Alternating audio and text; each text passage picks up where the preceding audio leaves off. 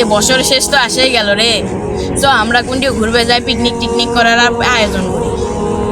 হ্যাঁ, তুই তো ভালো কথা বলছো। এখন বছর শেষ তো এসেই গেল, এক জায়গায় যা পিকনিক টিকনিক করা হোক। তাহলে সবাই মিলে টাকা তুলে আর পিকনিকের আয়োজন করি নে, তাই ভালো হবে না?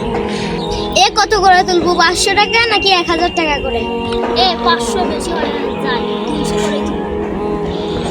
200 করে তোলাই তো ভালো হয়, তোরা কি করিস? এ তাহলে সকলে মিলে টাকা তুলি। এখন তাহলে সবাইকে জানি টাকা তুলি।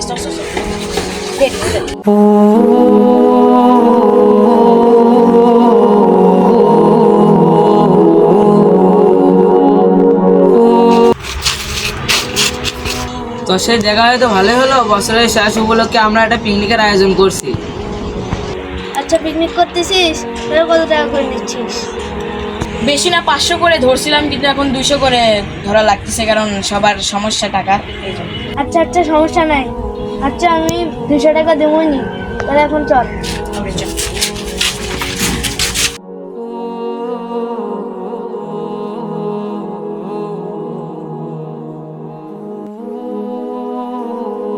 এই তোর সাথে দেখা হয়তো ভালোই হলো। তোর সাথে কথা আছে, তোর সাথে দেখা হয়তো ভালোই হলো। কি বলবি তাড়াতাড়ি বল।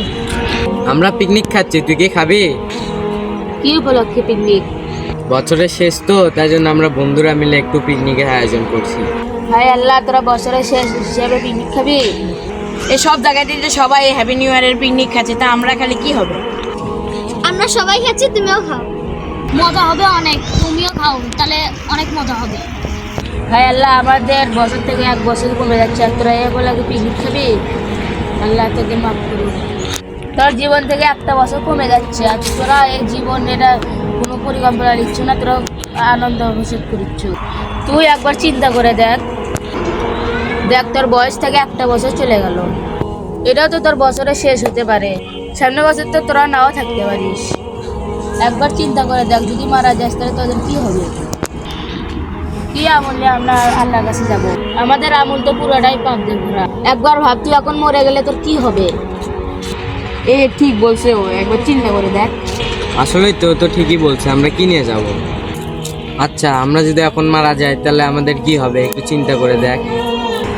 আজকে তোরা কয় ওয়াক্ত নামাজ পড়েছিস? দেখ খোঁজ না, দেখ তোরা আজকে 1 ওয়াক্ত নামাজ পড়িস। কাল নামাজের সময় হয়ে গেছে, আমরা সবাই নামাজ পড়ি, আর এইসব কাজ থেকে আমরা বিরত থাকি।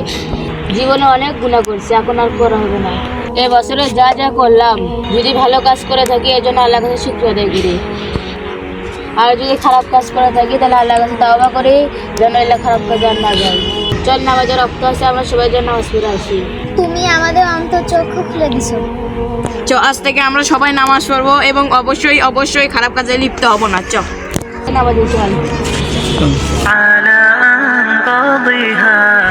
كتل الرزايا إلهي لا تكل نفسي لنفسي إذا والله تعالى